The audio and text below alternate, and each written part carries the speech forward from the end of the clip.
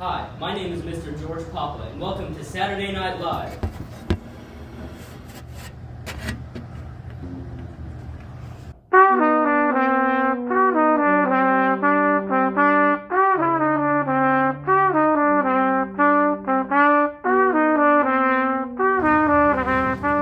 Alright, let's try that again. Hi, and welcome to this Crash Course Music History. And today we'll be talking about the jazz swing era. Mr. Puppet, is it true that all swing players did drugs? Not all, John, but we'll get to that later. But first, let's talk about the swing's popularity. Swing was mainly popular because it was more dance-friendly and upbeat. Songs like Sing, Sing, Sing by Benny Goodman became popular and considered a classic among most people at the time. Swing was quite popular in the 1920s when people were in for some dance music and enjoyed the life of old cars and early radios and all that nonsense. I've heard a popular theory about Glenn Miller and how he disappeared somewhere in Europe. Like, did the Germans or did the British accidentally bomb him in an area where they dropped their bombs? Also, I heard he actually was on a secret mission to assassinate Hitler. But that's just a theory. Okay. It do be true though. That is not true. That was a fan-made theory because the swing era is associated with war. Whatever. You make everything boring, Mr. Papa. Since you keep getting off topic, I guess I'll take over for a bit. From 1930 to 1945, the swing era was extremely popular. Swing in its prime is how hip-hop is today. It became popular because of its smoother rhythmic sense. People will often think of swing jazz as really good music to dance to. It is said to keep spirits high, which is good considering there was war around the time of the swing era. Duke Ellington wrote his first song at the age of 15 called The Soda Fountain Rag, which I understand isn't a swing song, but we prefer to write this in this order. Duke Ellington is also remembered for writing over 3,000 songs in his life. Now that's impressive, and if you dare say, not you won't be my friend anymore, Benny Goodman's band was the first famous swing band, and Benny Goodman was known as the King of Swing.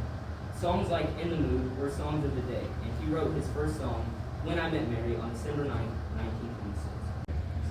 Glenn Miller started to write his first song in April of 1935 called Moonlight on the Ganges. Glenn Miller was an American big band trombonist, arranger, composer, and big band leader in the swing era. Glenn Miller's band could often be confused with Benny Goodman's band in the terms of writing Sing, Sing, Sing, which Glenn Miller did not write. Stan Getz' band, also known as Herman's band, also known as the Herd. Stan Getz became prominent around the tail end of the swing era, recording his first song in 1946, right as swing was dying away, writing the song called First Song. But you weren't expecting that, did you? Gotcha. There. Ragtime changed into jazz, and then jazz turned into swing, and then it evolved into bebop. It's crazy, really. Anyways, swing compared to other jazz genres is described with more rhythm. Syncopation is present everywhere, as in literally everywhere. Every measure, every beat, every note. It's not a march where everything is square. No, it's actually more like the opposite of that.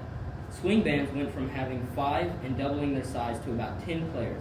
Hundreds of bands, literally hundreds of them, were playing all across the United States. No, if you don't think that's incredible, I don't know what is.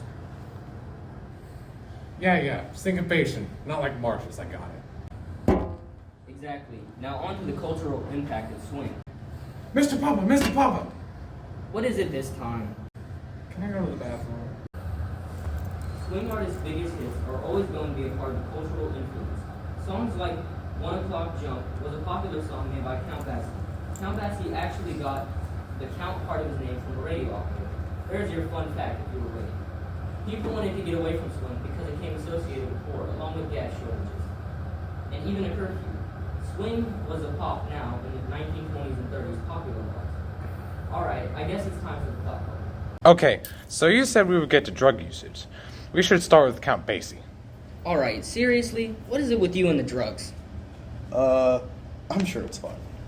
Fine, I will do it your way. Let's talk about Count Basie's drug usage. Count Basie did heroin. Well, what about Benny Goodman? Didn't he do any drugs? And Chet Baker's 6 grams of heroin a day have it.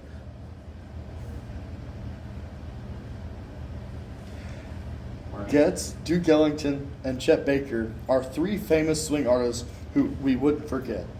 First up, we have Duke Ellington, born in April 29th, 1899, and became a famous piano player as well as an American composer, composing for a band called the Washingtonians and mainly performed at the Cotton Club in Harlem. He was considered one of the greatest jazz composers of all time.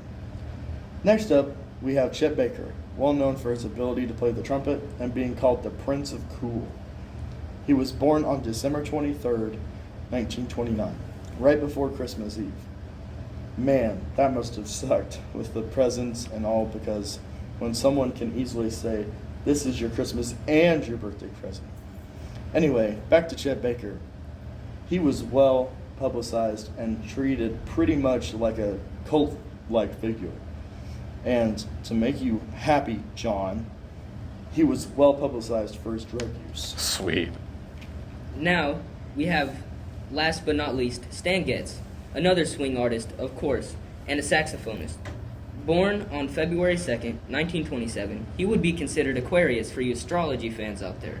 He was involved with several styles of jazz, like bossa nova, cool jazz, west coast jazz, bebop, and of course swing.